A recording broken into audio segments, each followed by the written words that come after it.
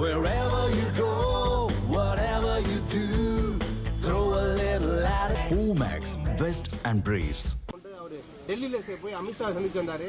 இது தொடர்பா ஏதோ முடிவு நாங்க அது பற்றி எதுமான கருத்துக்கு நாங்க பேசிக்கிட்டாங்க. சும்மா கட்சியை பார்த்துட்டு போலான்னு வந்தோம். நீங்க எல்லாரும் ரொம்ப ஆர்வமா இருந்தனால உங்களையும் பார்த்துட்டு போலான்னு வந்தோம். நீங்க ஏற்கனவே சொல்லி இருந்தீங்க அதிமுகவில இருந்து விலகி போனவங்கள சந்திப்பு, அந்த சந்திப்பு எப்ப தொடங்க இருக்கு? நேரம் வரும்போது நான் கண்டிப்பா உங்களுக்கு சொல்றேன். இன்னும் 6 மாசம் இருக்கு.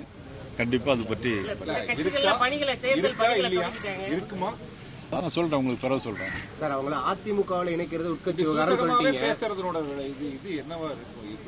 நிலைப்பாடு என்ன? சூசகமான சொல்ல முடியாது. அதாவது அரசியல்ல நிரந்தரமா நண்பர்களும் பகைவர்களும் கிடையாது. அதே நேரத்தில் இன்னொரு 6-7 மாசம் இருக்கு. இப்ப நீங்க திமுக பொறுத்துக்கிட்டீங்கன்னா 4 ஆண்டுகால அரசியல் பாத்தீங்கன்னா எந்த வேலையுமே நடக்கல. முதல்ல உங்கள் தொகுதியில் முதலமைச்சர்னு முதல்ல இருந்தாங்க. அதுக்கப்புறம் எல்லாரும் சட்டமன்ற உறுப்பினர் நாங்கள் எல்லாருமே எழுதி கொடுத்துருந்தோம். அது என்னாச்சுங்கிறது தெரியல. ஆனா இப்ப உங்களோட முதலமைச்சர் அப்படிங்கிற ஒரு ஸ்கீம் ஆரம்பிச்சிருக்காங்க. இதனால அதிகாரிகள் தான் வேலை விட்டுட்டு அவங்க வீதி வீதியா போயிட்டு இருக்காங்களே தவிர எந்த ஒரு மக்கள் நலனும் அதில் இருக்கிற மாதிரி எங்களுக்கு தெரியல. ஆக நிச்சயமா தேர்தல் வரும்போது எப்படி இருந்தாலும் மக்கள் ஒரு மிகப்பெரிய மாற்றத்தை உருவாக்கால் என்பது மட்டும் எங்களுக்கு தெரிகிறது. காரணம், நேற்று முன்தினம் கூட ராசிபுரத்தில் நடந்த கூட்டத்தில் கூட இபிஎஸ் அவர்கள் பேசிய கூட்டத்தில் கூட 30,000 மேற்பட்டவர் கலந்திருக்கிறாங்க. இந்த மாதிரி மக்கள் எழுச்சி எங்கள் பக்கத்துடைய கூட்டணி பக்கம் இருக்கிறது என்பது. சார் குறிப்பா அதிமுக கூட்டணிக்குள்ள அதிமுக கட்சிக்குள்ளார டிடிவி தினகரனையோ சசிகலாவையோ ஓபிஎஸ்சியோ இணைக்க மாட்டேன்னு இவங்க அதிமுக புதுச்சா திட்டவட்டமா இருக்காரு. ஆனா இப்ப அதில் என்டிஏ கூட்டணியில அவங்களுக்கு வாய்ப்பு இருக்கா? இணைவாங்களா இணைய மாட்டாங்களா? அது பத்தி நீங்க அவங்கள்ட்ட தான் கேட்கணும். தொடர்ந்து அண்ணாமலை அதாவது என்னன்னா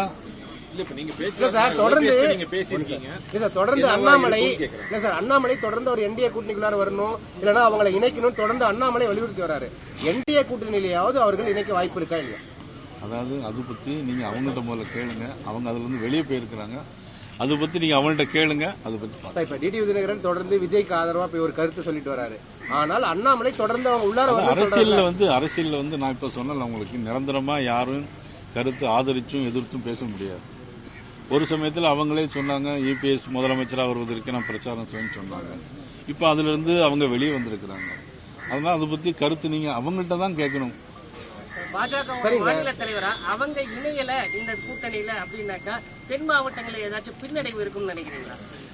சார், நீங்க ஒட்டுமொத்தமா தமிழகத்துல தென் மாவட்டம் வட மாவட்டம்னு நீங்க பிரிக்க வேண்டிய அவசியமே கிடையாது.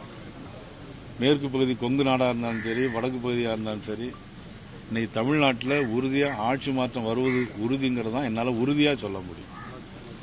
சார் விஜய் சட்டமன்ற தேர்தலில் திமுகவுக்கும் எங்களுக்கு தான் நேரடியாக போட்டின்றாங்க. இது எப்படி நீங்க பாக்குறீங்க கருத்து? அதாவது தம்பி விஜய் இப்பதான் கட்சி ஆரம்பிச்சிருக்காங்க. கூட்டம் வரதை வச்சு திமுகவுக்கு எங்களுக்கு தான் போட்டி அப்படிங்கிற மாதிரி எல்லாம் சொல்லக்கூடாது. அதுக்கு தேர்தல் வரணும், கேண்டிடேட்லாம் போடணும், கேண்டிடேட்லாம் ஒழுங்கான கேண்டிடேட்டை போடணும், அதுக்குன்னு பொறுப்பாளர்களை போடணும், மக்கள் ஓட்டு போடணும். அதுக்கு பிறகு தான் சொல்ல முடியுமே தவிர ஜோசியம்லாம் சொல்ல முடியாது.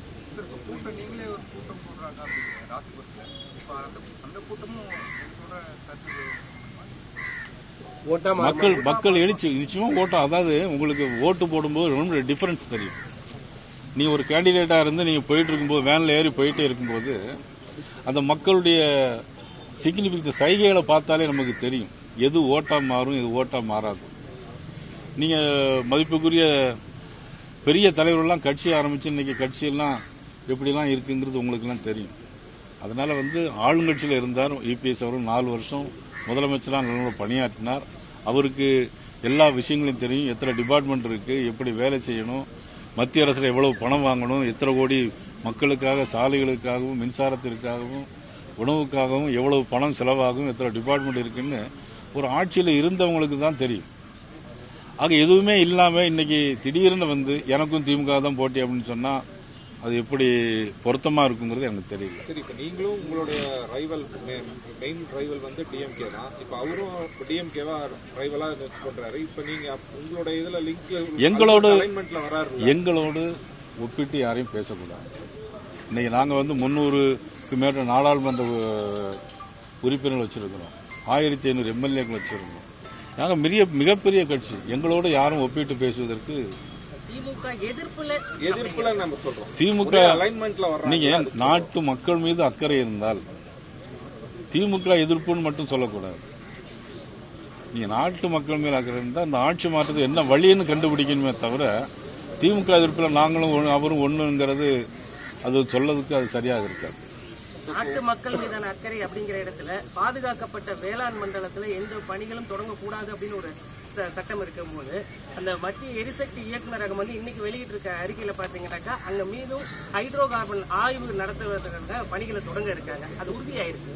அது நாட்டு மக்கள் மேல அக்கறை. ஹைட்ரோ கார்பன் யாருடைய ஆட்சி காலத்தில் கொண்டு வந்தாங்க தமிழ்நாட்டில்? சரி, இப்ப உங்க கவர்மெண்ட் தானே இருக்கு. இல்ல இப்ப யாரு கொண்டு வந்தாங்க? பாதுகாக்கப்பட்ட வேளாண் மண்டலமா யார் கொண்டு வந்தாங்க முதல்ல சொல்லுங்க. யாரு அனுமதி கொடுத்தாங்க தமிழ்நாட்டில்? இம்ப்ளிமெண்டேஷன் தான்.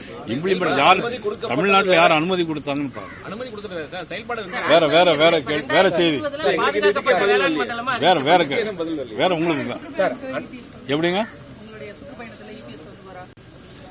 என்னுடைய சுற்றுப்பயணத்தில் வந்து நான் வந்து 11ஆம் தேதி என்னுடைய சுற்றுப்பயணம் ஆரம்பிக்கலான்னு இருக்கிறேன். உத்தேசமா மதுரையிலிருந்து ஆரம்பிக்கலான்னு இருக்கிறேன். நிச்சயமா அதுல வந்து எல்லாரும் கூட்டணி கட்சி சார்ந்த எல்லாருக்கும் அழைப்பு விடுப்போம். அவங்க வந்து கலந்து கொள்வார். அண்ணாமலையோட கருத்து இவங்க டிடிவி தினகரன் சசிகலா இணைக்கணும்னு தொடர்ந்து அண்ணாமலை சொல்லிட்டு இருக்காரு. அவருடைய கருத்து பாஜகவுடைய கருத்தா இல்ல அவருடைய தனிப்பட்ட கருத்தா? எப்படி பாக்குறீங்க நீங்க? அதாவது கருத்துக்கள் வந்து ஒவ்வொரு கருத்து சொல்லலாம். என்னன்னா எல்லாரும் ஒன்னா இருக்குங்கிறத நானும் ஏற்கனவே சொல்லியிருக்கேன். வேற குறிப்பா முதலமைச்சர் வேட்பாளர்லாம் மாற்றணும்னு சட்டமன்றத்தில் வந்து பாஜக மெகா கூட்டணி அமைக்கணும்னு சொன்னோம். இது வரைக்கும் அந்த சாத்தியக்கூறு இருக்காது. வரலாம் இன்னும் நாள் இருக்கு. உங்களுக்கு இன்னும் நாள் இருக்கு. பாமக ராமதாஸ் தரப்பு அமித்ஷாவை சந்திக்கிறதுக்கு நேரம் கேட்டுக்கிறதா சொல்றாங்க. அது பத்தி விவகாரத்துல பாஜக தான் தலையிடுது அப்படிங்கிற ஒரு குற்றச்சாட்டு தொடர்ந்து வச்சிட்டு இருக்காங்க. நிச்சயமா பாரதிய ஜனதா கட்சி எந்த உட்கட்சி பிரச்சனையும் தலையிடாது. Wherever you go, whatever you do, throw a little at it. Omax, Vest and Briefs.